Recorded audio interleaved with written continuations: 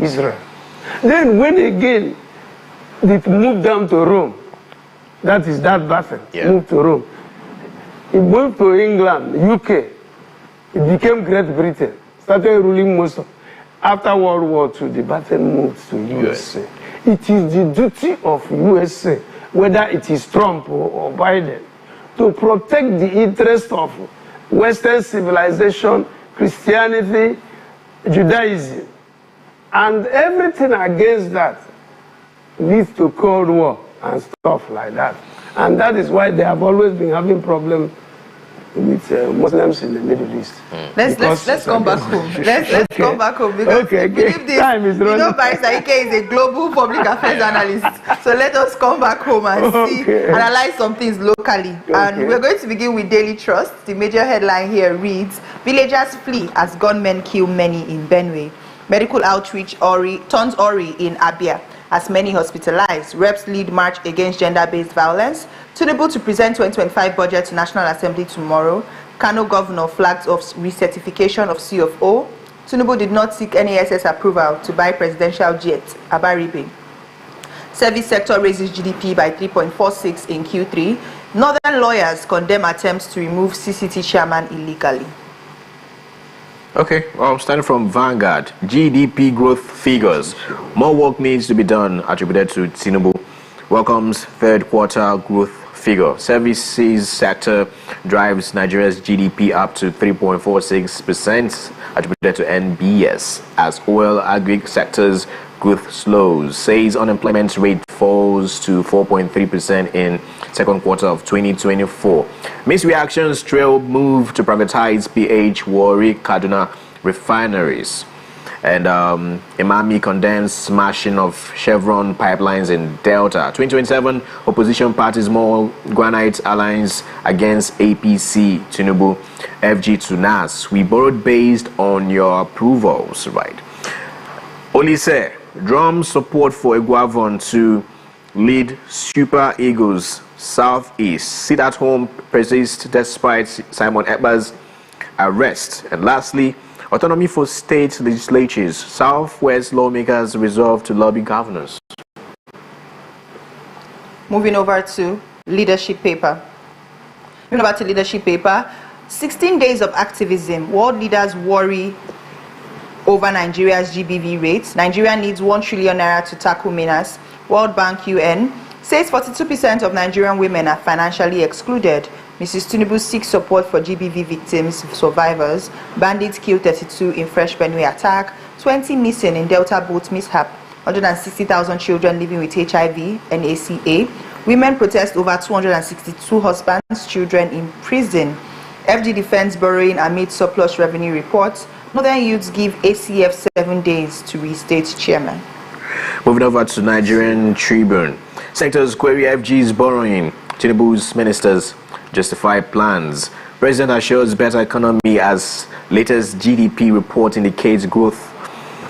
Predicts 2025 rebasing of economy will bring prosperity. Stakeholders beam searchlight on health sector. Laments booming quackery, inadequate human resources, wants existing policies on health implemented. Advocate 50% reduction in power cost to hospitals. FCTA releases list of CFO defaulters in Abuja.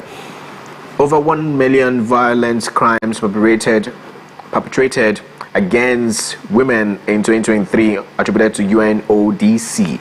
Unemployment rate dropped to 4.3% in second quarter of 2024, attributed to NBS. And lastly, NAF destroys terrorist food depot, kills scores in Lake Chad. Moving over to Nigeria News Direct. Nigeria's GDP grows by 3.46% in Q3 2024, driven by services sector. As Tinubu assures of greater economic output, all GDP records slowest growth in 2024. Unemployment rate slows to 4.3% in Q2 2024. Nigeria faces increased economic risk as amid rising inflation, poverty reports. All production statistics, NUPRC quoted figures for average production, not peak production, NNPC Limited clarifies. Midterm anniversary, we will achieve in 4 years what others achieve in 8 years, Governor Adeleke pledges. Recapitalization, CBN extends deadline for BDCs to June 2025. Lagos 2025 budget scales second reading. Why FG is still borrowing despite increase in revenue, Edu. Moving over to New Telegraph, Tinubu. Third quarter GDP growth indicates recovery from reforms. Unintended effects. UBE sees over 135 billion naira unassessed grants cripples basic education. Death toll in fresh Benue attacks hits 18. TD Jakes suffers health scare after sermon. Israel, Lebanon close to ceasefire deal. Shetima roots for tech-driven strategy to combat terrorism. Others, mountain debt burden. We borrow based on your approvals. FG tackles NAS. And lastly, 2027 PDP or not, huge opposition alliance imminent. Attributed to Ugo Chinyere, says party failed to provide needed strong, responsible position. Moving over to The Guardian, GDP defies inflation shocks as more Nigerians take informal jobs. FG defends borrowing as NNPCL FIRS customs surpass 2024 targets. Minimum wage, Cross River workers embark on strike, rejects government's plea. NNPC defends output amid confusion over oil production data. Edwin Clark decries Rivers political crisis, false lawmakers defection. MBA slams EFCC boss for accusing lawyers of money laundering. Despite challenges, Nigeria's economy grows by 3.46%. Discos record 54.2 billion naira revenue shortfall in September. Sit at home, schools closed over gunmen attacks in Anambra. Moving on to the matrix, Tinubu welcomes third quarter GDP growth, says it shows Nigeria recovering from reforms' unintended effects. We won't rest until Nigerians feel positive impacts in their pockets. Latest figure also shows much work still needs to be done. Despite improved revenue generation, Nigeria's ministers call for more borrowing.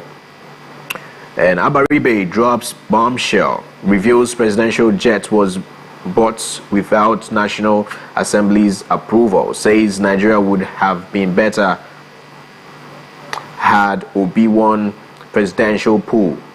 Edo, almost 500 government vehicles still missing Obebelu's spokesman, attributed to him. Senate holds public hearing on 2025-2027 expenditure fiscal strategy. Nigeria's unemployment rate falls to 4.3% in second quarter of 2024, says NBS. Driver escaped death after container-laden truck falls on car in Lagos. And lastly, hardship fuels overflow of entertainers in Nigeria, attributed to Tiwa Savage. Moving over to first news, Nigeria's borrowing dilemma. Finance Minister pushes for more loans despite surging revenues. Nearly 500 state-owned vehicles missing. Edo new government cries out. Customs seizes 556 million naira worth of contraband. Arrests 34 illegal migrants. NNPCL targets 2 million BPD by end of 2024. Nigeria's Q3 GDP growth hits 3.46%. Unemployment drops to 4.3% in Q2 2024. 100 days, reforms show results. While Sinjak praises Tinubu's support appointment, Youth Minister urges parastatals to accept core members for service. Southeast must heal. IPOB lawyer condemns ECWA's deceit violence. Why avoided having a boyfriend, Wesley University's best graduating student. Lastly, Daily Independent. Acting PDP chair asks INEC to fill 27 Rivers Assembly vacant seats. Pro-Wike lawmakers have lost their seats. Clark insists. NAS executive in blame game over FG's borrowing spree. Borrowing necessary despite excess revenue by agencies, attributed to FG. 30 killed, 40 injured in fresh attacks on Benue communities. No disparity in crude oil production figures, says NNPC. Nigeria unveils plan to launch 4 satellites. Army seeks Senate support to secure Nigeria. 1.6 million Nigerian HIV patients receiving treatment, says NACA DG. Lastly, third quarter 2024. Q3 2024. Tinubu assures of stronger economic future as GDP grows 3.46%. Says he won't rest until Nigerians feel economic impact. Services or sectors push GDP to highest in 3 quarters, says analyst. That's all. I breathe. I mean, when you see headlines like this, you first have to exhale and inhale. Do a little breathing exercise because wow. So now I'm going to start with the fact that we keep seeing headlines that feels like it does not match our reality. Yes. The Matrix, and I think this is also a headline that cuts across every other paper, but the Matrix, Tinubu welcomes third quarter GDP growth with riders, says it shows Nigeria recovering from reforms' unintended effects. We won't rest until Nigerians feel positive impacts in their pockets. Latest figure also shows much work still needs to be done. And we're seeing a particular headline here, we won't rest until Nigerians feel positive impacts in their pockets. So at least this particular headline kind of reaffirms the fact that we're not feeling the positive impact, but saying that we're recovering from the reforms' unintended effects from the reforms. I want to understand, is it that we're not necessarily, or the presidency, the government, the administration is not necessarily in tune with what is happening? Because we keep seeing, there's also a headline that says unemployment has dropped by 4.2%. And another headline that kind of counters it, which is that Nigerians are taking more informal jobs. So that unemployment has dropped does not mean that there are jobs in the society. People are taking on other informal jobs. Like, you could, Matrix, right, to Savage say that hardship fuels overflow of entertainers in Nigeria. So if the entertainment industry is getting flocked by so many, it's because everybody's just looking for a way to get out of there. Yeah, somebody has talent again, everybody wants to eat. Yeah, so everybody wants to eat. Because they know that running up musicals, right? If you get that right sound, everybody is going to align and keep running up numbers for you on the digital, because there's a lot of money is to be made on the digital platforms. So that's why you see so many youths running into entertainment, music, industry, dancing, and content creation, because they know that when you go viral, there are numbers, you're running up numbers, you're making a lot of millions and thousands of dollars off those contents. So matching our reality, and on papers we are winning on papers, but in reality we keep suffering. We're still suffering. People are still, down there, downtrodden and whatnot. But there is an issue about 16 days of gender. So we are not going to talk about what is happening to our women. We're going to get to that. We're gradually unleashing all the headlines, because this particular one I think is the major one and it cuts across every paper. We'll get to that. That's about our economy. Yeah. Always on papers, we are winning on papers. We're always winning on papers. But in reality, it looks like as if we're not getting anywhere. Well, maybe it is because of what Cyprian Ekwesi said about journalists or pressmen. Cyprian Ekwesi said, because from childhood I've been with radio and TV, stuff like that, debate and stuff like that. Cyprian Ekwesi said that pressmen wine and dine with kings and princes, but that their bank accounts are often red. What the papers are reporting, maybe it's because they are dining with kings and princes. They may not know what is really happening. How many times have you seen a pressman?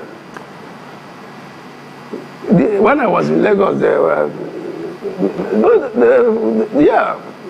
majority of the people. You people go to view the governor or the president or the ministers. So maybe that is why the papers are reporting what is not. And what I also observed in the newspaper is that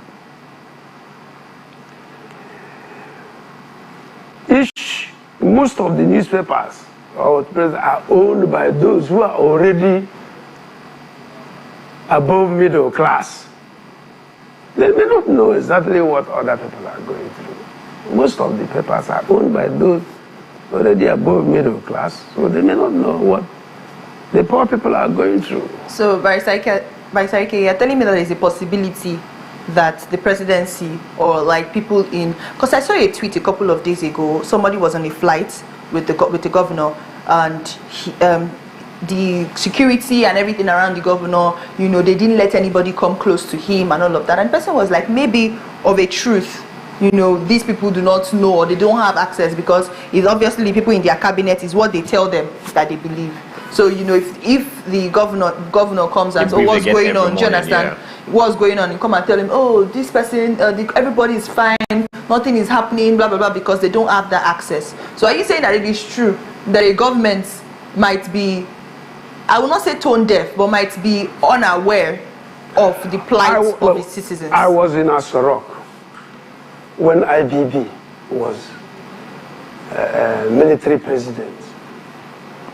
13th February 1993, in association with Abambo, former Attorney General, Clement Abambo. I went there, I saw so many things happening among our leaders.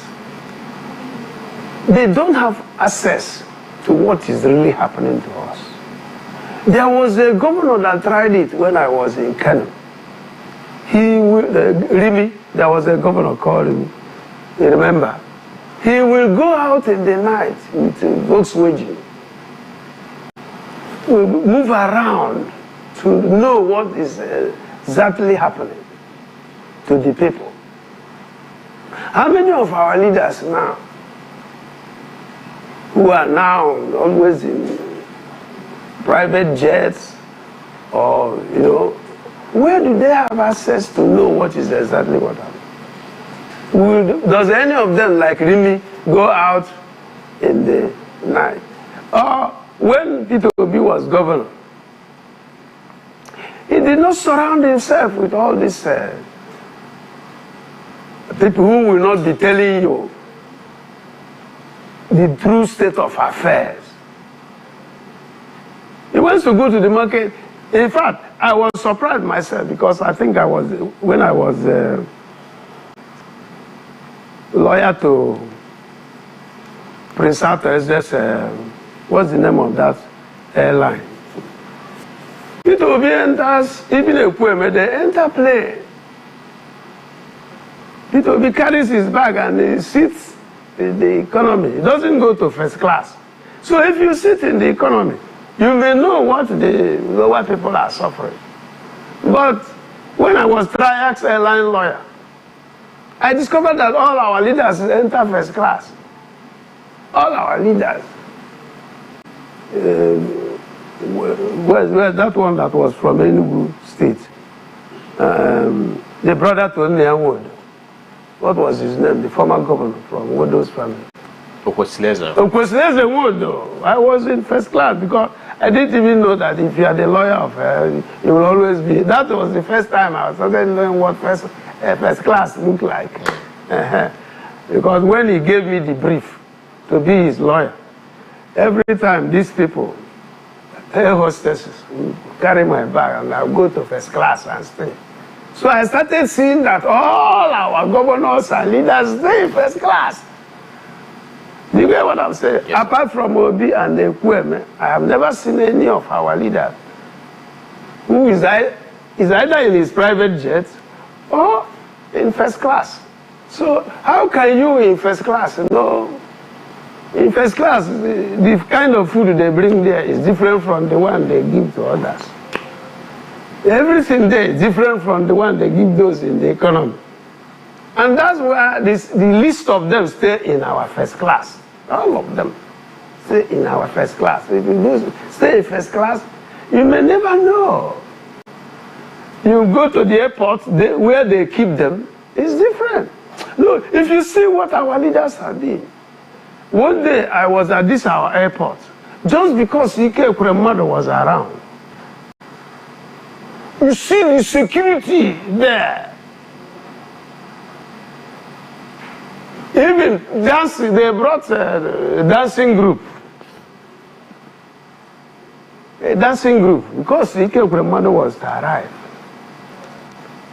So they don't see. Each time they're going to arrive to anywhere, they'll go and clean everywhere. Clean everywhere. You would think that that place is always like that. Well, we could attribute this to sycophancy. Not that is the language. The problem of the leaders sometimes, though, because all these people around them, always surrounding them, always want to make believe that everything is fine and good and going well, without giving them the real reality of what's on the ground. But then again, we could actually blame them, right? Because as you stated, some of them could actually come out and feel what the common man right there in the street is feeling, like move around, interact, but they have a barricade around them. In the protocol, they have protocol. Yeah. Yes. When I was in IDB's Asorok, his Abambos at the camp, who later became Sheikh Garba, who later became secretary to Buhari, Sheikh Garba. He was at the camp at Abambos. While they were holding meeting inside, that was when I got to know that it was the Israelis that gathered IDB till he finished. Israeli group, 15 of them, 55 girls, 5 women, 10 men, all dressed. Mossad, all dressed in jeans. And that at the camp told me that that they are the only people armed in Asorok. Each one of them had a grenade and a pistol. So he told me so many things, and it is in my book, African Child Soldier, because I mentioned what I experienced in Asorok. And then you find this situation about the type of people that visit our leaders. He showed me the protocol. He said this list of people coming, that they come every month to collect money. All our past, in the case of the North, that is why somebody is saying there, ACF, that they will only be okay if there's a northern president. Somebody mentioned yes, and they are running for 2027 to and get a northerner to be. Do you know why? One of the reasons is that Sheikh Garba was telling me, whereas northern retired ex-ministers, ex-generals, all these things, in the case of northerners, they come to the Asorok at the end of every month to collect 5 million. That time, 1993. You know what 5 million was then? It was a huge. They come back, all former northern, I saw it in the protocol. All of them come back every month to collect 5 million. So that day I was there. The only people in the protocol, apart from myself and Attorney General, who came for, because this man was also there, Abiola came with footballers. They collected 1 million that time. This is what he said. Northern people come and collect 5 million every month. Immediately it is a day to the end of the month. They stay in our 5-star hotels. You know the 5-star, what's the name? Huh? The 5-star hotels in Abuja. Yeah. They have changed some of them now. Something called. I wouldn't want to mention because. There was once I was in one of them. They gave me room 419. I rejected it and say, "You give me room 419." They say just a number, sir. 419 and 666. Okay. Let's bring. So each time they come back, and now it may not be happening again. That former northern retired, this retired. I don't think they are still collecting that. They are still collecting that 5 million. So that could actually be one of the reasons why they are. That is why they are not comfortable with the South, because I'm not aware that Tinubu will at every month. Be sharing monies to sharing money to them. Only northern leaders. Elites. And what he did, he went on to say that whereas southern former retired this, retired that, before they retire, they prepare by good education for their children, set up factories, indoors, they prepare for their retirement. Another Che Garba was telling me that the northern leaders, former ministers this, former ministers this, they don't prepare for their retirement. You know, they have this influence of their religion, or they believe that Allah will solve every problem. They don't plan for the future. You live for today. Only for today. And their system encourages begging. All you need to know is where is the house of Dangote? Where does he live? You just go and stay by the gate or near a church or a mosque. Their religion. You know. But the other religion, the Christian religion, will tell you from day one, out of the sweat of thy brows thou shalt eat. Are you aware of what I'm saying? This Christian religion will say, out of the, you get what I'm saying? Thou shalt eat. And this Christian religion, there is no food for a lazy man. Yeah. And that is why you find out that Jews and people, they prepare for the rainy day. Remember when Iwela was Minister of Finance, he told us to save money for the rainy day. It was a northern speaker then of the house that said, the rain has already started. What are we saving for the future? We did not save for the future. That is why we are in this mess. We have not been saving for the future. Everybody over there, they're waiting to go and collect money from government house. But I have given example with Ekweme and okay. When they saw that government was no longer favorable with them, they went back to what they were doing before. Ekweme had 5-star hotels, he was a 5-star architect. He was there. I even got to know. I was called to bar the same day with him and the daughter.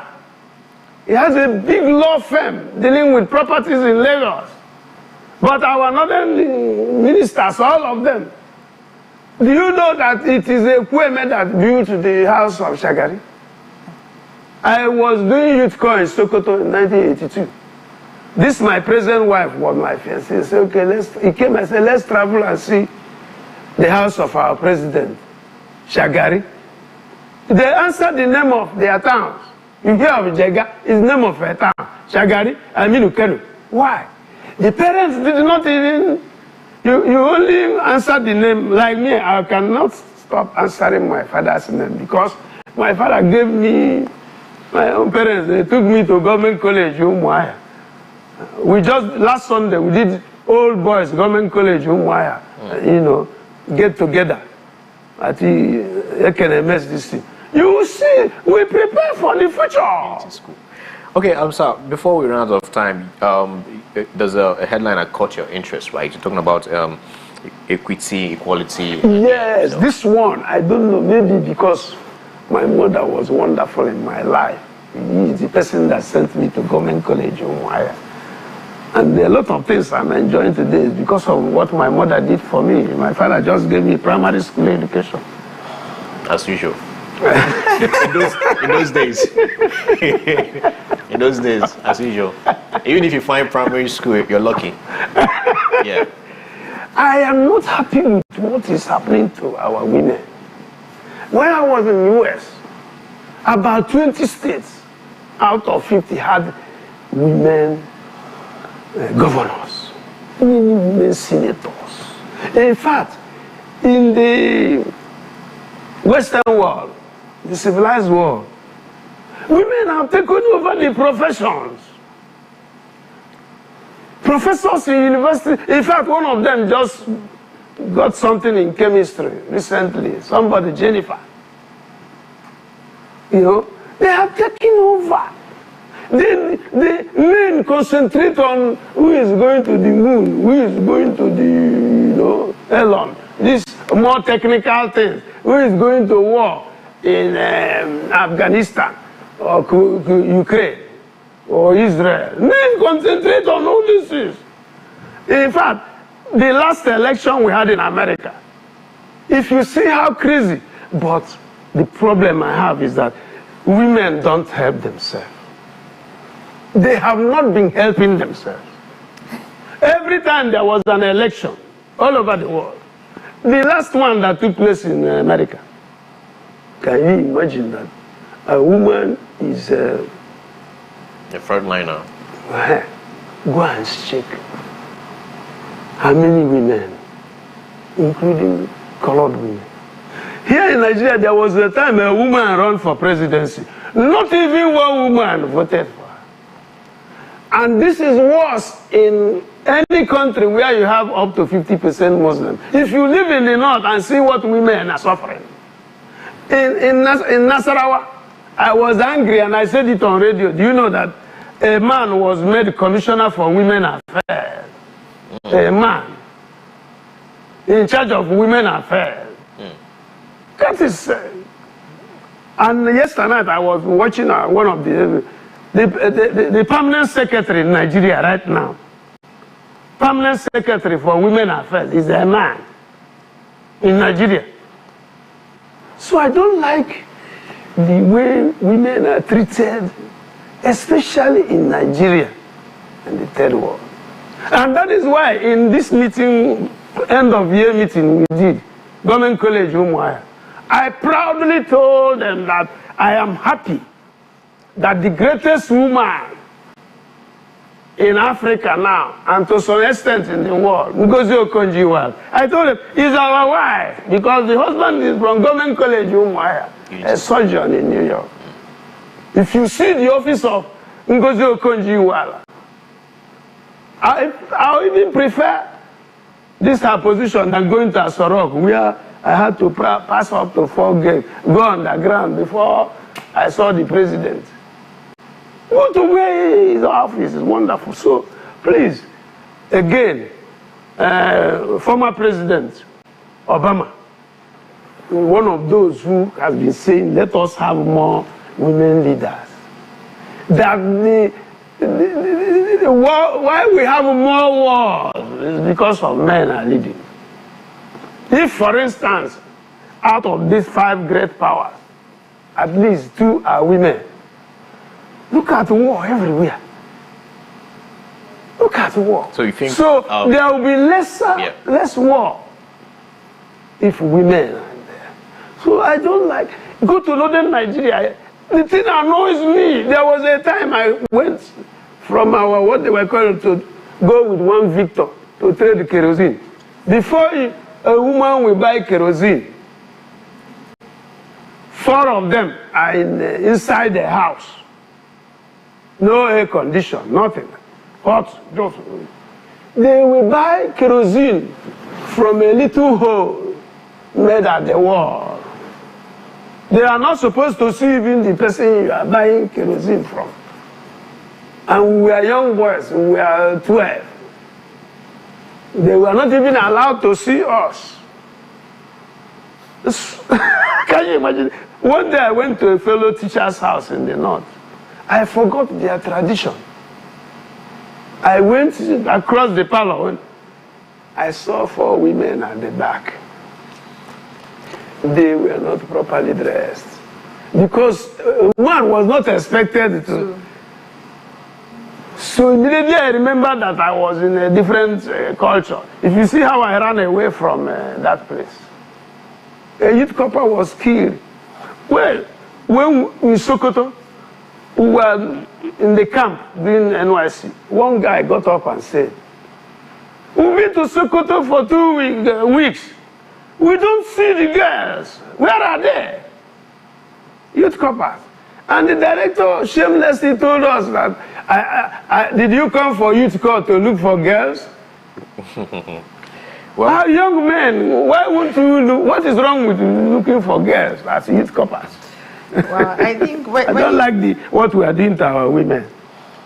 I like that, this is coming from a man, and these are things that we see. We had a conversation about this yesterday because yesterday was the International Day for the Elimination of Violence Against Women, and we're still going to have a conversation around it tomorrow because it's 16 days of activism, and there's a lot that's still going on around, violence towards women, the opportunities that women face or that they don't have just because of, the fact that they are women, just because of their gender. But we'll leave it at that. I mean, there are still more conversations. Finally, women themselves should learn to be violent. To be vibrant or violent? No, to learn that type of karate, self-defense. Karate, self-defense. Oh, okay. I was in when some women had a club. Do you know the club? Those whose husband come late in the night to beat and stuff like that. So all of them went and learned karate, their stuff like that. So anytime the husband comes in and begins to talk mess, they will do the same thing. So women should also learn how to defend themselves. That's fine. I think we'll leave it at that, and also reach out to people that can teach us this self-defense. Thank you very much, Barrister. Thank you very much. Thank you so much. We'll go on a quick break. When we return, we'll take quick trips around the region. Just stay with us.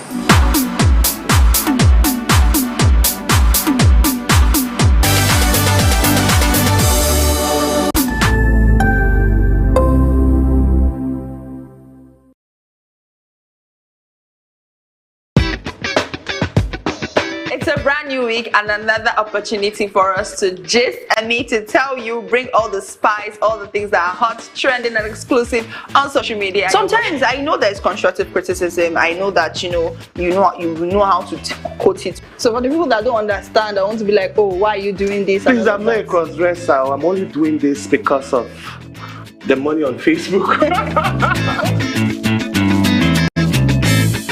There are some people you need to just tell the truth brutally. Let it hurt them. Give it hot. Afia TV official, exclusive every weekday on Afia TV.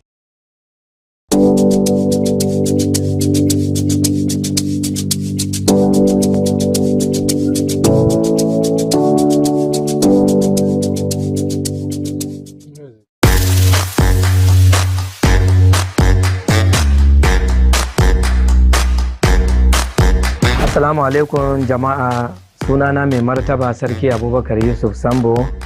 Ina kallon Afia TV kuma ina jaddada ma jama'an mu su dinga kallon Afia TV.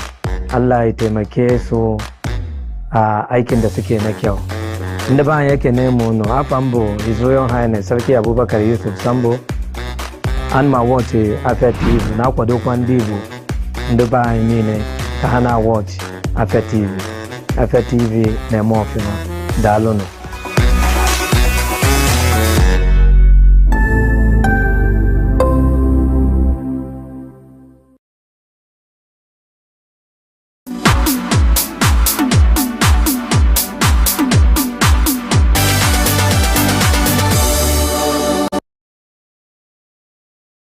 Yeah, welcome back to the morning show. It is time for us to take quick trips around the region. We're going to begin in Imo State. We're in Imo State, where the governor, Hope Uzodinma of Imo State, in a recent meeting made claims insinuating that he's running a corruption-free administration in the state.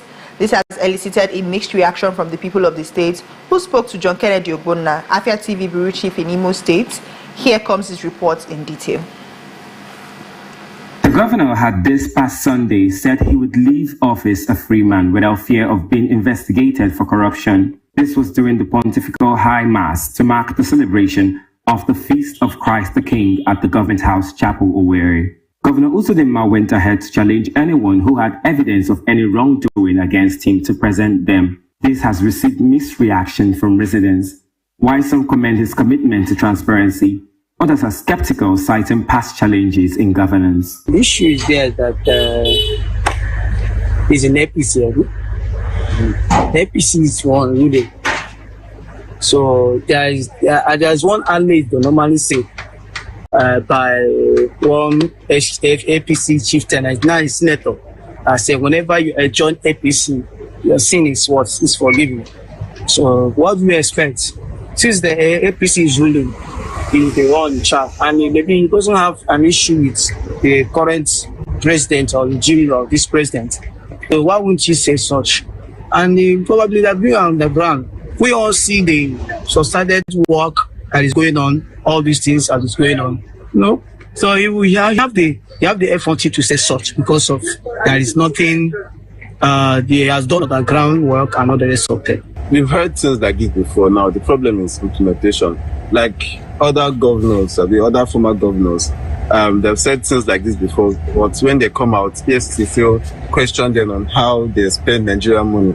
So I don't really think she is gonna achieve this because she's not done anything. I don't think the governor has actually delivered good governance to the state. In all ramifications, both security, state is lacking security-wise. You can't live in Olu peacefully or walk around in Olu, centralizing of Olu peacefully without having fear of unknown government and harassments all around. Even in the state capital, we are now assured of security. Is it the road aspect? There's no part of the town, the capital city that has good roads. The roads are bad, or the ones that they are actually worked on are already getting bad. So I don't think he has delivered good governance. About the corruption, if you be free from corruption charges. Well, this is Nigeria and he's in the ruling party APC. You see what has happened with Kogi State, and you see what has happened to other governors that have left from APC. And I'm certain it will not be different from his. So he will walk out free without any charge because he's rubbing shoulders with the president and the APC government. So yeah. Public opinion is mixed, but one thing is clear. Residents will be watching closely to see if the governor's action would match his words in the end. In Owerri, John Kennedy Obuna for Afia TV. Thank you very much, John Kennedy, for that report. Thank you very much for that report. I mean, John Kennedy's birthday, I think. Yes, it's true. Today is also John Kennedy's birthday. Happy birthday, John Kennedy. All of your amazing reports, going out of your way to help make sure that you deliver amazing content, not just for Afia TV, but for the Southeast. It's not going unrewarded. Happy birthday, long life and prosperity, and of course the good people of Imo State. Yes. Their reaction to is one thing to make a statement. It's another thing for the people to feel the pause, give you their reaction. So apparently, I just hope that the governor is hearing the people. Respondents and what they have to say about his administration. So apparently it might be corrupt free as he is insane. But I think there was also a headline we read this morning that he was saying that no agency is going to come after him after his tenure. Well, let's be seen. I mean, how many people did they come after their tenure? But we'll leave it at that. We'll go on our news on the hour. When we come back, we have another report. Please stay with us.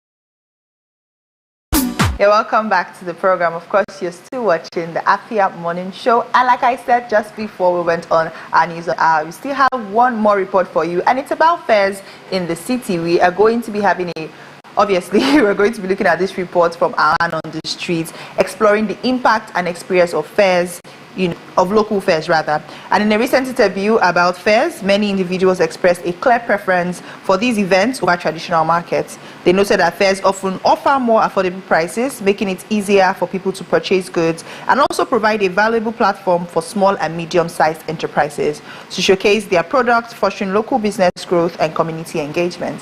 Let's take a look at that.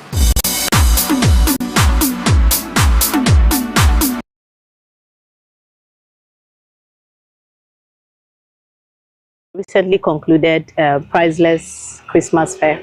I think it's actually very nice. It's promoting businesses, and I think it's helping small business and big business as well. They have different prices, and you can actually go for the one you can afford. So it's very accessible to the community. Due to some certain amount of people, I think it's more appropriate for people to actually attend the fair because it's more affordable for the less privileged. Not saying much, I don't just like it, but I think it's more affordable for people that like the concept of it. But for me, I like being indoors. If I have the opportunity, I will do so. But as for now, I don't think I need that now because I'm quite busy with some other things. The recent trip I've attended is a project that happened yesterday. And it was wow. At least I bought some few things. If I should take the money to market, at least I will not buy up to what I bought in this last one. What I think is I encourage people and tell people around me and my friends to go for this one because this last one I had, it was cheap. It was very, very cheap. And I can buy. I bought some shoes like the jean I wore now. I bought it there at a cheaper rate. So everything. What I think there is things are very cheaper in there. I encourage everyone to go and get one, the upcoming one.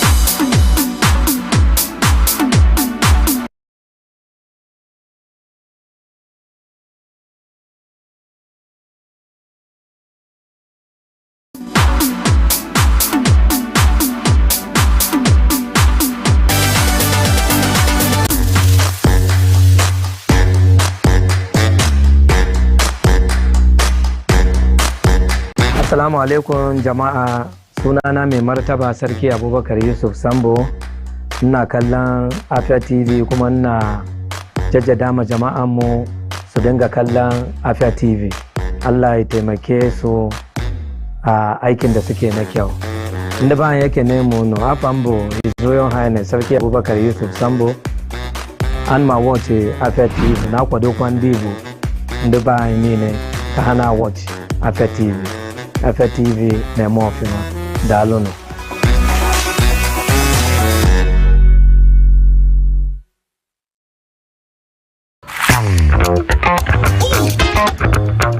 Time check, it's 2 p.m. and it's time for us to vibe, chill, and relax. Ladies and gentlemen, welcome to Lunch Break on Afia TV. So Lunch Break is all about the music, it's all about fun, it's all about entertainment, it's all about entertaining gossip and stories from social, it's all about the latest trends, it's about what's lit, it's all about the games with our guests, and yes, in general, I like to say it's all about the vibes and vibes only.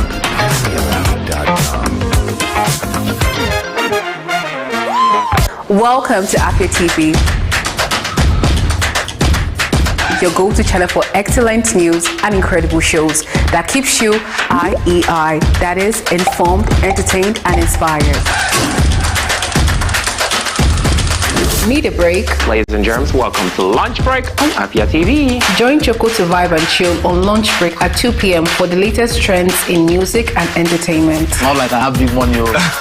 Dive into the world of innovation and creativity with Rochelle on Anka. It means art in English, where creative minds and groundbreaking ideas come to life. Tune in every weekday at 8 p.m. Do not miss Afia TV Official, your perfect dose of laughter, where they discuss what is currently trending on social media every day at 5:30 p.m. on Afia TV. But in this economy, the savings will save you, man. And that's not all. Stay tuned for more exciting shows on Afia TV. Catch us on DSTV channel 254 and GoTV channel 17.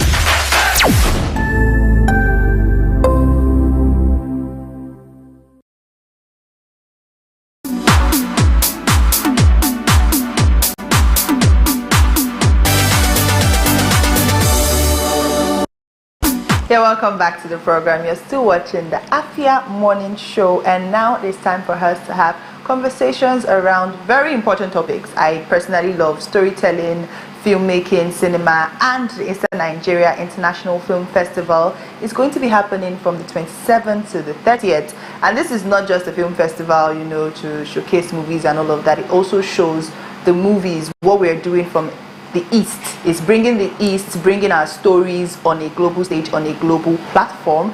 And this is the 5th year's edition, so yes, it's very exciting. We've just been joined by Ujuaku Akukwe, who is the CEO, co-founder of the Eastern Nigeria Film and Arts Initiative. Good morning, Ma. How are you Hello, morning. Good morning, welcome.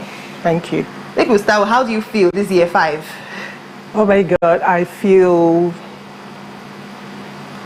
blessed, gratitude, excited, feel excellent, because it's been challenging, but it's a worthwhile venture, and I can't feel any other way than to, be grateful. Well, congratulations to you. Yeah. It takes a lot to do something consistently for years. For 5 whole years now. What's going to make it different? What the 5th year was different from the 4th year, last year, 2 years ago? What is different about ENIF at 5 this year's edition? So this year we've grown over the years, and this year we are going bigger in terms of curating programs for the community that will be beneficial to the Southeast people, because it's not just the Enugu where we are domiciled, but people are coming from different parts of the country, but most especially the Southeast region. So we've created programs, we've gained more partners, more industry people will be attending, and most importantly, we have monetized a lot of our impact labs, our workshops, and some of these programs, so that they don't just come, they learn, and they are empowered. And these are the things we've not done. We've been doing that on a small scale, but this year it's bigger. So it's all about the community. This year it's all about reimagining, which is our theme, storytelling, telling new stories, sharing new perspectives. So that's what makes it a big difference this year. Okay, let's establish something, right? Let's just have a backstory of ENIF. That influence, that imagination, that thoughts that came. I was like, we need to develop something that is going to grow and help young artists to do what they do in the industry. Let's have that backstory. So when we started the Eastern Nigerian Film and Arts Initiative, we wanted a platform that we develop the creative ecosystem in the entire Eastern region. So we said, okay, let's come here, establish that hub where we empower, train, mentor young creatives to enhance their talents. But not just that. We saw a gap, and that gap is a lot of our people, they want to get into the film industry, but they had to go to Lagos or Abuja or Kano to go and gain these skills. So we say, okay, let's come here, put this up, train them, mentor them, and most especially empower them, because most times we believe, at M5, we believe that training and mentoring without empowerment is a waste of everybody's time. So that's the backstory. And we decided to do something that would give us that publicity. And that's where we established the Eastern Nigeria International Film Festival. And not just something that will give us publicity. We are the first that established a film festival in the entire Southeast region. So we looked at, I think about 30 years of Nollywood existence, there's not been a film festival here. So why not? We can do that. While we're getting publicity, we're also giving back to the community. So that's why we established that. And the first year was 2020. I mean, that's the COVID year. But we were able to, run a virtual one. Then 2021, we're on ground, and this is the 5th edition. So the first festival has been going on, but the umbrella body, that's the N5, is where we run our capacity building. So we've been to Oka, we've been to Ebonyi, that's Abakaliki. We've been to Enugu, of course, because this is where we are domiciled, and we've been to Owerri. So we are looking at covering the entire Southeast region and starting from home and taking it all the way out. So next year we'll be going to Abuja, Lagos, and all of it, because what we are doing, we are all here for the entire Nigeria, but most especially Southeast region. Yeah. So that's the backstory. And how has ENIF propelled these young creatives, from the East? So let's talk about the success story now. So we've trained over 5,000. Yes, we've trained over 5,000 people, and we have empowered about 300. When I mean empowerment, so it's that they get seed capital to start up their creative venture, or we send them on internship, or we, help them get sustainable jobs. So this is what we have done over the past 4 years. Remember, the first year was the 2020. So over the past 4 years, we've trained over 5,000 young people and empowered about 300 and something. So I would say that we're not doing badly at all. You're not. You have every right to toot your own horn, or what do they call it? But let's now talk deeper, in the sense, how would you rate the filmmaking industry in the Southeast? I want to ask that. I have other questions, which is, why are we not putting a lot of our movies in the cinema? What's happening to the cinema culture in the Southeast? But let's start with what your assessment is of the filmmaking industry in the Southeast. Okay, do you want a political answer? Or both. Even talk about the segregation. Because, we hear about the segregation. Segregation, because we hear things like Asaba Wood, right? Yeah, Asaba Wood. We have the Nollywood. There's Nollywood, there's Asaba Wood. It's like, it feels like there are grades. I think that people can have any wood they want to have. For me, it's all about elevating the storytelling industry. So it could be Asaba Wood, it could be Nollywood, it could be Lagos Wood, whatever wood that we want to call it. But the most important thing is, how are we telling our stories? What kind of stories are we telling? How are we distributing our stories, right? So asking about why are we telling the industry here, if I understand what you're trying to say, like we are not telling the right kind of story, is that it? I think when people are really not empowered with the right training, they may not be able, they tell the kind of story they know. You can't give what you don't have, right? So I think that the Asaba Wood, they're doing something that have not been done before in the industry. And if you go on YouTube, I mean, people, they've put culture, not a culture, they put stories. Let me say they put stories there, but the question is what kind of stories, right? I believe that no industry can develop with that kind of, because I don't know, I may be wrong, but I don't know any industry or any country that the filmmaking industry produces and takes their film to YouTube and release their film on YouTube. I don't know, maybe it's something that I need to research on, but I think we can do better, and that's why we're here, and that's why we are focusing on the young people, because our audience are very young people, so they can tell better stories. Because a lot of representations we see on TV, on YouTube, don't really tell the story of who we are as a people, don't tell our culture, or who we are as a nation, or who we are as Africans. So that's why we're here, to encourage them to tell better stories, to encourage them to learn. Because when you learn and see what other people are doing, you do better. And most importantly, to collaborate, to partner, and partner with the West, partner with Southwest, partner with the United States, the filmmaking industry, the Hollywood, and partner with anybody we need to partner with to make sure we tell the right story, to make sure that we are represented accurately, and that's very important, especially at this time.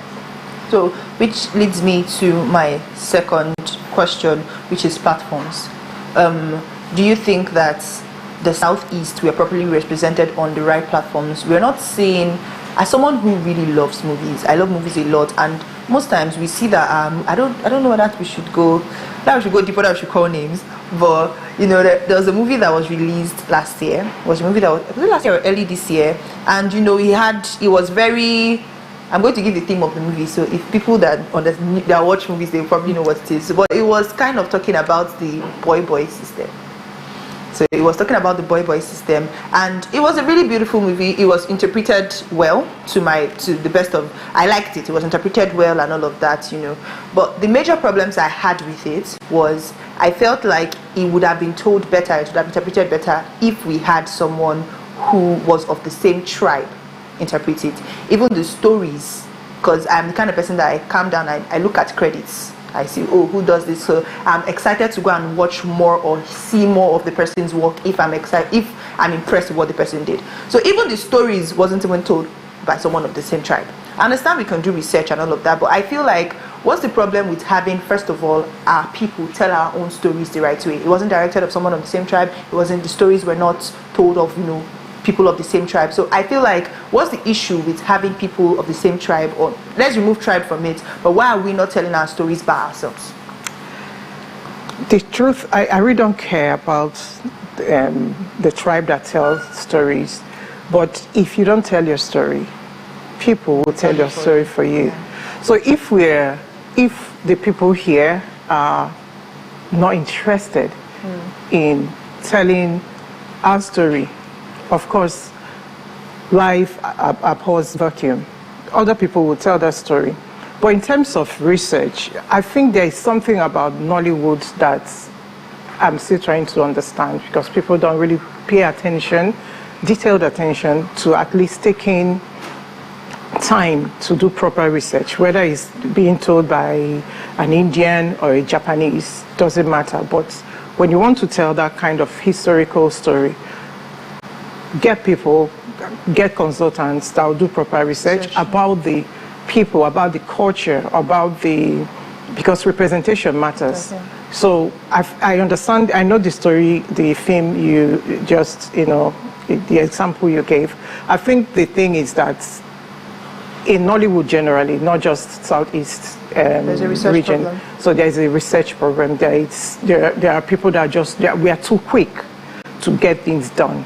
So we make mistakes, and we have this attitude of, oh, it doesn't matter. Of course it matters.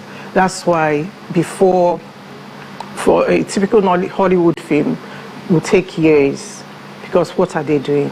They're researching, they're consulting, they're talking to the right people to make sure that representation is really very key, especially in the world we live in today. So my final take on that will be for people to research more, for our people to tell our stories. It's good to make money. I'm an advocate of creatives or artists being very super rich, because I mean, if you're an artist, you just have to make money and have money, because it's very important.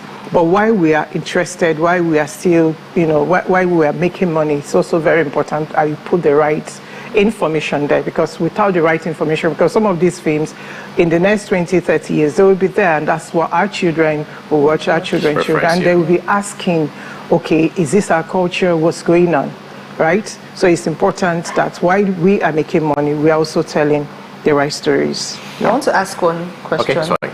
Do we have an investor problem in the Southeast? Absolutely, we have. Yeah. The average, and I am sorry, I mean, people that know me know I'm really very passionate about my people. I call them my constituency. For the average Igbo businessman, male or female, do not understand the power of media. That is so powerful. Yeah. You can do it. Everything is linked to media. So yes, we have an investor problem. They don't know jack about that, and they don't want to know. And when you try to explain to them that you need to invest in these things, you need to come back home, because I'm an advocate of Akuluelno, right? And invest in telling our stories. see what's going on, the Chinua Achebe, what's the book again? The adaptation of Chinua Achebe's Things Fall Apart. I mean, this is what I can drop names that they can raise that fund and tell that kind of story, but nobody is interested, right? And we have producers, we have directors that can make that happen, but they are not interested in. They won't even. You can't even sit on the table and have that kind of conversation because they believe that it's not storytelling. That filmmakers, that celebrities, they are seen as people that just want to do glam and all of that.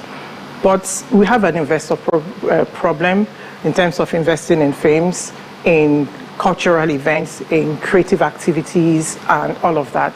So, but people like us, my team, and I at NFI, what we are trying to do to navigate that is to look at people that believe in what we are doing, look at development partners, and get them involved. And most times, the funds we are using to run these programs are not even from here.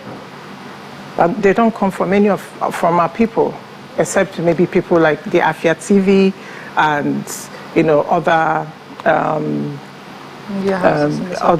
brands. But we have an investor problem, and we have to have a roundtable conversation about this. We are putting something together by March next year, where my co-founder and I will pay visits to all these investors and all the brands and open up a conversation. Let's even know what's going on. Why are they not paying attention to Southeast? Starting with our own people, because charity begins at home. Okay, fine. Let's talk about ENIF, the forthcoming ENIF, 27th to 30th of November. Expectations, how excited you are, and whatnot, all that conversation, right? I'm excited. I can't even break dance. Okay, fine. Honestly, I'm happy. Like, it's so, the people we are bringing to Enugu, it's, these are the people, like, before you can pull them out from their location to the next location, even in their city, it's such a big deal. So when you're having a female Dubemi, having Makin, Shoyinka, having Jaman, having Laila, Ushini in one location, I mean, what could be better than that? And not just that, we have big brands supporting us. First, we have the British Council, we have Film Lab Africa, we have the European Union, we have Afia TV, we have, Telsera. We have so many of them coming on board this year, and the beauty of it, like, we are talking money. They're coming with money, right?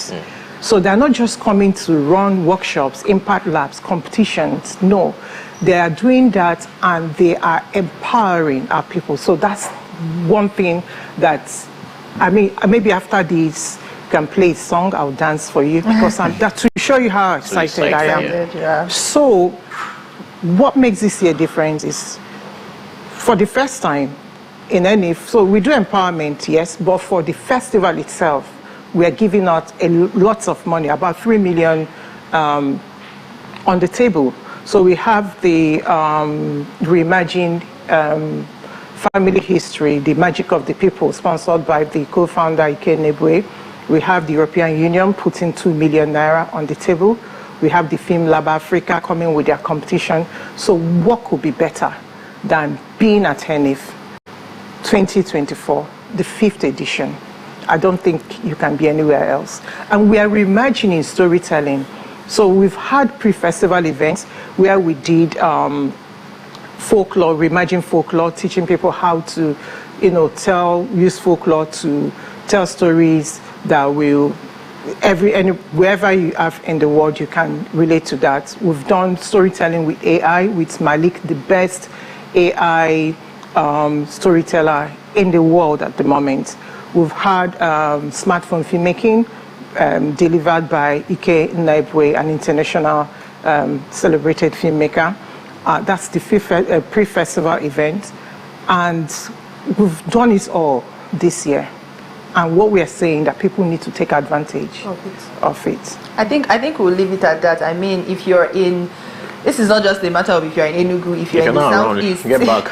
If you're not around, you need to come for this throughout the 27th to the 30th. November. It's the workshops, the screenings, the movies, the quality of the movies. There's a particular movie I'm very excited. So there's a movie they need to see. I think it's tomorrow. The Man Died, an adaptation of Wole Soyinka, produced by Femi Odubemi. In fact, they have about 5 crew members coming for this particular screening. So everybody, wherever you are in Enugu, Onitsha, Aba, Okiwe, Oka, you just need to find your way. I mean, we're going to leave it at that. You need to find your way to the Eastern Nigerian International Film Festival. Register, because I know that it is a registered event. Yes, it's free. It's free, but you should register for it. Once you register, you're in, you get your tickets, and you're free to participate for the full week of Eastern Nigerian International Film Festival. Thank you very much, Ma. Thank you so much. I'm going to be there. I'm going to be there. The workshops, the screenings, I'm going to be there for it, and we wish you a very successful 5th year of NF. Thank you and so we're counting up to the 10th year. Yes, we're counting up to the 10th year. Of course, that was Udraku Akokwe, the CEO, co-founder, Eastern Nigeria Film and Arts Initiative. And of course, we had a conversation around the Eastern Nigeria International Film Festival, the 5th year. We'll go on a very quick break. When we return, more conversations on The Morning Show. Do stay.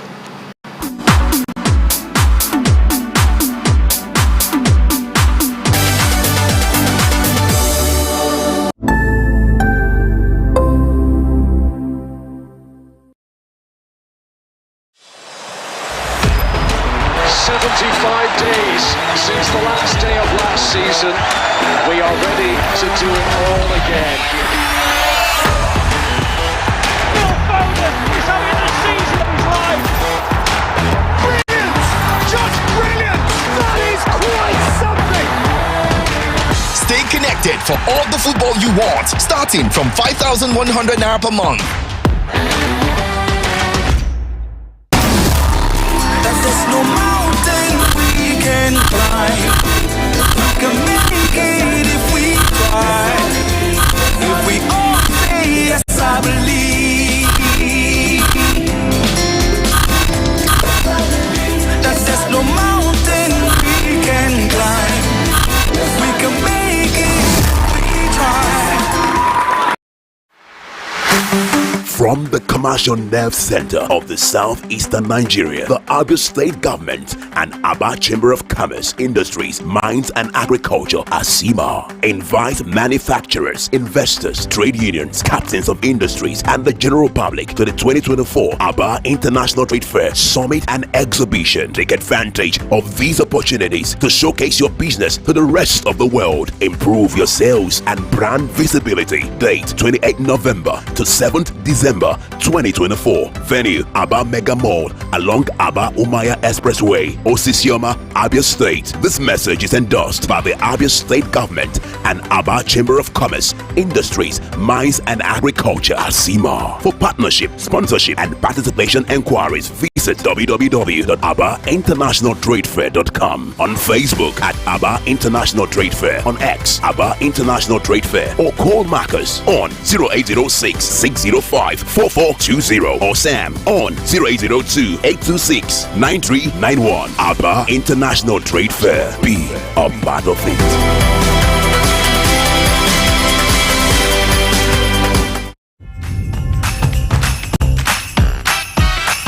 But why won't I be happy? Not just because it's festive season. It's moments of friendship and 60 million reasons to love. Small Pepe.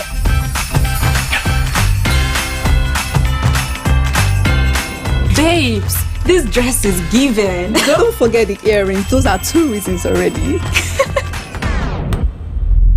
The best reasons will make your heart beat faster. Come on!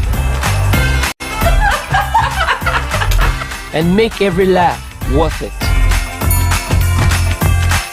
It's all about holding hands, sharing and enjoying happy times together. Have more reasons to be happy with Naija dramas, football, and more smiles on DSTV this festive season. DSTV, your home of entertainment.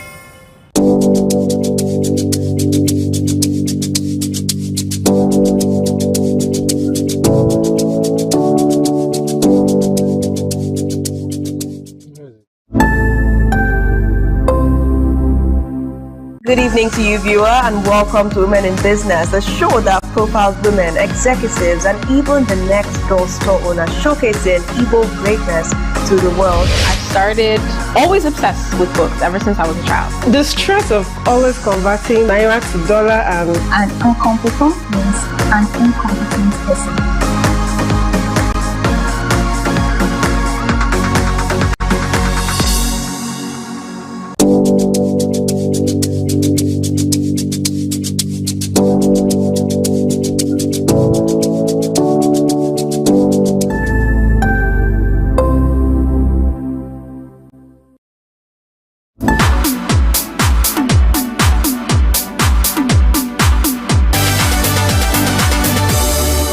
Welcome back to the program. You're still watching the Afia Morning Show. My name is Favor Obinyaluba, and I can say that we've been having an amazing conversation and an amazing show so far. Ojinwachuku is still with me in the studio, and we've just been joined by two amazing, beautiful women, Annie Chetachuku Cynthia, who is the brand owner of Cheta's Clothing, and Annie Agolu Chinasa, who is the CEO Lina's Baby Shop. You probably know her from that woman you need to see once your doctor confirms that you're pregnant. Good morning. Good morning. I think we should go straight to it because we are going to be having a conversation around fairs, fairs in the city, because we've been having back-to-back fairs or back-to-back events. Yeah. I would even Abacha Festival that I had last weekend was also a fair because we had other vendors come together and all of that. So I think every weekend has been packed for the past couple of weeks. And there's still, I think this weekend might be the only free weekend for now because Santa Fe is next weekend. There are still a couple more fairs that we're seeing and all of that. But in the same breath, I see a lot of people talk badly about fairs. People say it's the vendor, you travel from far and wide, you don't make sales, this, that. A lot of people are anti-fairs. Would you say that it is a personal, like it's maybe your luck did not shine that day, or it's a personal problem, or maybe it wasn't planned properly, or maybe there needs to be a certain level that you need to get to in your business before you go for fairs, or maybe if you are is it? Please tell us the terms and conditions for vendors to come for fairs. Okay, so for vendors going to other states to exhibit, okay, for example, I went to another state last year for fair. I sold.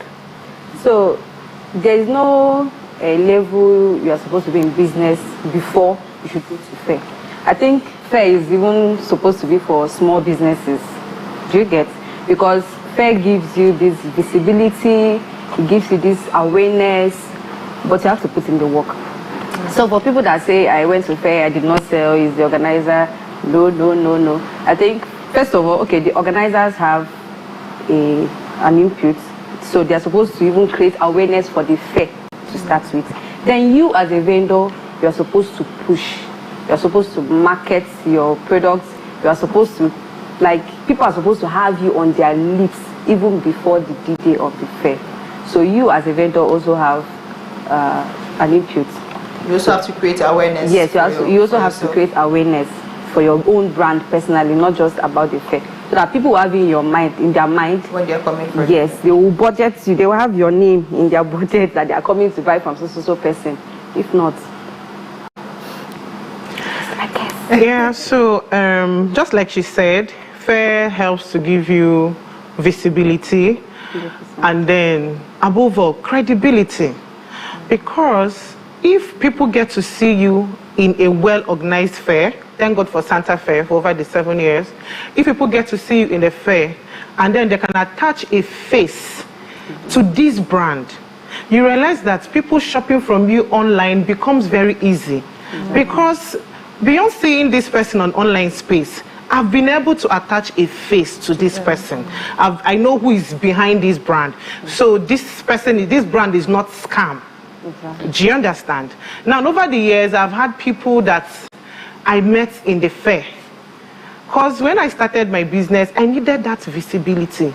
Do you understand? And then I've had people just walk up to me, oh, it was at the fair I saw you. Oh, it was at the fair I saw you. And then it's becoming very easy for me to even put myself out there. So yes, there is work for the organizers to do. Then there is also a work for the people who are attending fair to also do. I used to tell Santa Fe vendors that all you need to do is to do your homework. Because attending a fair is like you going for an exam you did not prepare for. So who are you hoping to copy from in the exam? Do you understand? You did not read. I want to, before you go further, right, what's the homework you need to do? Okay, so the homework you need to do is, just like she said, market your brand. Come out there. Create awareness. Do your social media adverts, do your offline adverts, you know, print your flyers, do your SAVs, you know, let people know that you are coming, let them know the offers you are bringing. For instance, currently I've been creating an offer for the women who are coming to Santa Fe, who stop by at Lina's shop, Lina's stand to shop. And I'm saying, shop a certain amount of money, and then you are going to go home with a baby high chair. Yeah. Do you understand? I know people who are just waiting for that day to come. Yeah. Now we have another of our vendor that sells hair accessories, that's celebrity. A friend's sister in UK have sent her money. I said, please, when you get to the fair, find this brand for me. Buy so. Do you understand? So, but when you go there, you do not put out your offer, you do not do your homework, you do not do your adverts. Nobody even know that you are coming. So you are just there going to receive the leftover from people who have worked. Do you understand? Just like when you enter exam hall, you do not read. You are waiting to see what your neighbor will write. Right. So you'll be able to copy. So I want to say something, because for a lot of people, the frustrations that they always face, and I think maybe not the fair. Exactly. Because for each fair I go to, I have someone I pay. What is your job description? Do not sell for me. Sit down and collect contacts. For everybody that walks by this stand, whether they buy or they did not buy, as long as these people have stopped here to make an inquiry, please collect their contacts for me. So what I do after the fair is that I go home with this contact, and then we start a chat. Do you understand? Now, most of them might not buy immediately, but there is a relationship going on already. And some of them might not even buy, but they will refer you. Because you have a conversation with them, they tend to feel, no, I know this person now. Now I have a connection with this person. So whatever it is they want to buy related to what you sell, you are the first person that will come to their mind. So it's not just about the fair, that the sales that goes on for that 3 days. The fair continues even after the 3 days fair. By just running ad with videos from your fair self, like it increases your trust score. Yes. Do you get? Because some people might be seeing your post online, but they're like, are you sure this guy is legit? Even somebody in another city might not come to the fair, but if he or she sees the videos from the fair, like you actually exhibit, you actually carried your goods out, like it increases your trust score, and people like, no, this girl is 100% legit. And again, the visibility. Even people you do not advance to, even people you do not market to, tends to see your brand, even if they don't buy that day. If they need your service or your goods next time, they'll definitely remember, oh, this guy that is shouting polo for 60,000 at the fair, the person will definitely remember your brand, and the person will come to buy later, or even refer you to their friends. Okay, let's talk about the boost fairs apparently might be giving to a state, right, regards tourism and the economy. So have to have that conversation too. And also, secondly, in every year, what is there any fair that people always look out for, like they've stamped their feet, like, yes, we're here, like every other year, expect us, right? Let's holistically talk about those. Yes, Santa Fe #1. Okay. That's like the fair that I know that people look up to, and we just have, once we mention Santa Fe, we're like, oh, those people at ShopRite. oh, those people that does fair during Xmas. Oh, like people always look up to. Even this year, before I won't give you my flyer, I'll be like, oh, you're coming to Santa Fe. Oh, it's you now. I know you're coming to Santa Fe. So people always look up to. Like, you've been running for how many years now? 7 years. 7 years. This is the 7th year. This is the 7th year, and I don't know, but Santa Fe has been changing lives. I know after my exhibition last year, last 2 years, I think. Last year, January, I opened my very, very first shop. And now we are even expecting a new bigger space. All thanks to Santa Fe, I must say. So people always look up to Santa Fe. Like they're always expecting that. Because it's not just about coming to come and buy. You're coming to connect with other vendors. You're coming to have fun. Like it's an experience entirely. It's not just about coming to buy and sell.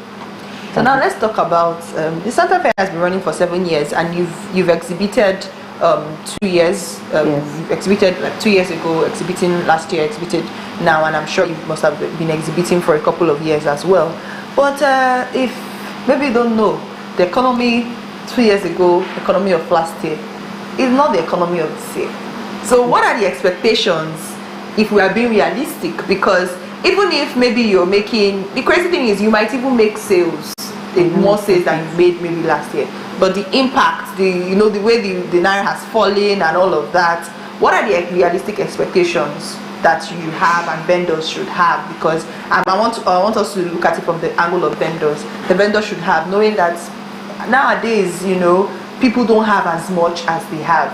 People don't have the purchasing power that they had 2 months ago. They don't have the purchasing power that they had last year or 2 years ago. So what are the realistic expectations that vendors should set in their mind? Like you say, homework that they should do, expecting what would we call them, people to come and buy. Okay, so by God's grace, beyond running Lina's baby shop, I also double as a co-founder to Santa Fe. Oh, okay. Yeah. So for the past 7 years, of course, we know the economy of Nigeria. There's never been a time we can look back and say, this year, that last year was better, or this. Do you understand? The economy keeps going in a wonderful direction. Do you understand? And then for the past 7 years also, we've had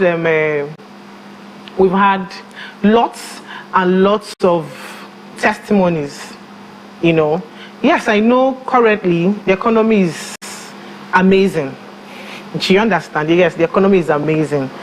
But it also baffles me to say that money is exchanging hands. People are making sales by the day. People are building, people are buying. Do you understand? And as much as it's not as it was before, but yes, I know things are happening. That is why we are here, so that the vendors can be able to sell and also upscale their business. One of the things we keep telling vendors is that one of the good things about attending fairs is that it's going to help you, the box is going to help you gather a lot of money in that 3 days that you might not be able to sell in a month in your shop. So you can be able to have access to bulk money that you can be able to also infuse back into the business immediately, so that you don't get caught up with what is going on. Because sometimes what depletes the economy or the finance of a business person is when sales are slow. So you are selling in trickles. What do? You start spending in trickles. But if you have access to sell in bulk, it gives you that opportunity to invest it immediately instead of waiting for the money to deplete. All right, and I like that you are one of the co-founders of Santa Fe. How affordable are your stands? Let's go straight to that. If you compare Santa Fe to probably every other fair going on in Enugu, Santa Fe is like the most affordable fair. You can do your homework. Okay. Santa Fe is like the most affordable fair with all that Santa Fe is offering. With the vendors in mind. With the vendors in mind. Santa Fe is the only fair that allows the vendors to pay in installments, knowing that this money can be a bit difficult to cough out once. Santa Fe is the only fair that gives all that it gives and is still that affordable. Okay. I think we'll ask you as a vendor. Let's ask you as a vendor, you know, have you exhibited at any other fair? Yes, I have. Okay. So in Enugu? Yes, and other cities. And other cities. Yes.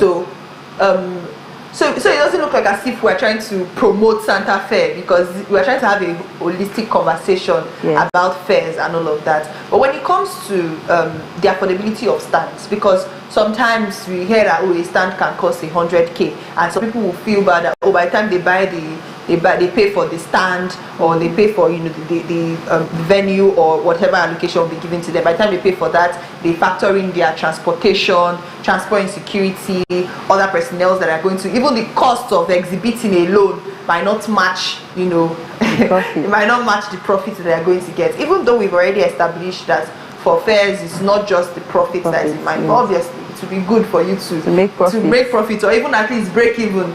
Maybe the money that you used to exhibit, you also kind of get it back. But what has been your experience with that? For me, Santa Fe is like the most affordable fair, and the fact that you can even pay for half stand. If you don't have money for the full stand, maybe you don't have much, or your goods is like maybe someone that sells jewelry, is like little items. Yes, you can take half stand. And checking the cost of adverts, like Santa Fe, they provided us with flyer. I came with my own evidence. They provided vendors with flyer that you can use to market your brand. So it's not less for you yourself as a brand. Like me now, I printed my own. If you don't have the money to print your own, you can share their own. And we have our billboards everywhere, our keke sticker that is even bringing people for you. So for me as a vendor, before I go for any fair, I used to sit down and make a realistic budget of how much I'm going to spend in marketing this fair, how much it's going to cost me to transport my goods and everything. But no matter what, I will still sell. That expenses will not even be like I will not even feel it. So this is my advice to any vendor or any upcoming vendor that want to join or want to go for any fair. You sit down and cost your expenses and write down your targets. How many of these do you want to sell? What is the discount you want to give? How many people how many people do I need to buy this product to give me this money that can cover my expenses? This will give you the push to market aggressively. So you cannot just say, I want to make $1 billion naira profit, and you just go and sit down, you're waiting for Cheta to market your products. It's not going to work. I think we're going to leave it at that. And I think the major thing, because I really wanted this to be more vendor focused, because I think at the end of the day, vendors get the brunt of it. When it comes to the customers, you can be bored and say, let me go for this fair.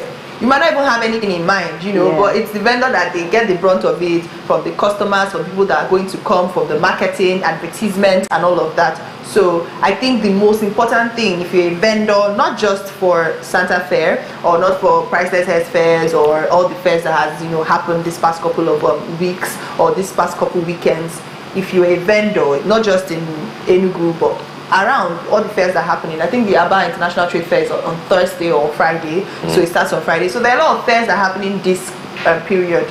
Do your homework. I mean, that's the major thing that we've gotten from today's session, today's talk, is do your homework. Make sure you know what you're going there to do. Market yourself aggressively. You don't have to just leave it up to the organizers that, oh, I paid 100K for a stand and I did not, the only money I made was this, if you do not market yourself. So I think there's a particular brand. I don't know the name of the brand, but I know that this particular ad, I think the first fair we did in Enugu, the ad for that first fair is still running. I still see it on my Instagram. I'm like, yo, take this thing down. Or stop this thing now. This thing is over. Like, why are you still? Yeah, to show just the level of aggressive. You just be on Instagram, be on Facebook, and all of that. You just keep seeing ads. Like, oh, it's true. I should go for this. Is this the offer they're offering? Let me go around. Do you understand? Like you said, when you do the aggressive marketing, the vendor, the customers have you in mind. They are going to put a budget aside for you. So Thank you so much. And I think I should ask you, when is Santa Fe? We've been saying Santa Fe. When is it? Where is it? Santa Fe is from 6th to 8th December. That's after this weekend now. This weekend. The next weekend. Friday, Saturday, and Sunday. 3 good days. Santa Fe will be holding in the city. You still remains Polo Park Mall, ShopRite, Enugu. I mean, I don't think there's anybody that doesn't know where Polo Park or ShopRite is in Enugu. Yes. So from the 6th to the 8th of December, find your way out for Santa Fe.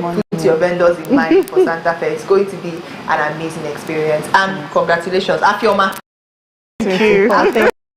6th to the 8th of December. Thank you very, very much. Thank you so much. Thank you so much. Of course, this was Annie, CEO in that baby shop, and of course one of the co-founders for the Santa Fe. This is the 7th year Santa Fe. We've had an amazing 2 hours of content so far. We've had amazing conversations, of course, first in the city, talking about going around the region. We also did a report doing how people feel about fairs in the city as well. My name is Favor Obinyaluba. Do well to follow us on all our social media platforms. And remain Ojiwachiku. Have a splendid Tuesday, and bye for now.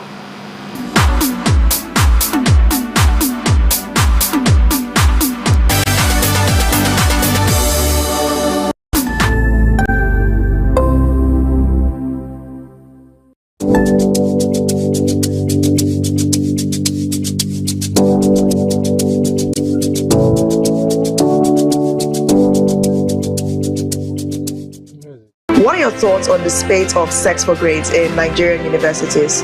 This very issue of owing salary should be criminalized. How can they amplify their voices? People don't have evidence. You want to get to know about it? Have to stay tuned right here on Afia Morning Show to get the pulse and the feel of that.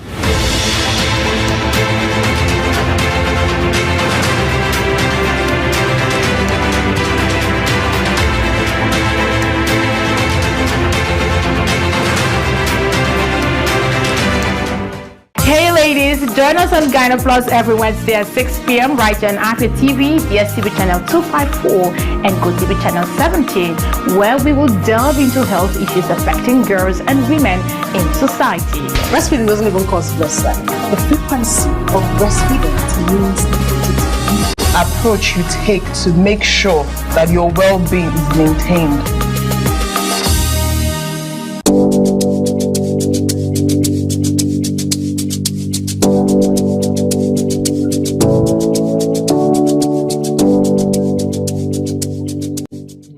Welcome to the latest and most amazing show on here. Ladies and gentlemen, welcome to Lunch Break. You don't sing along. I did sing. For real. You're not a backup singer. That's what they do.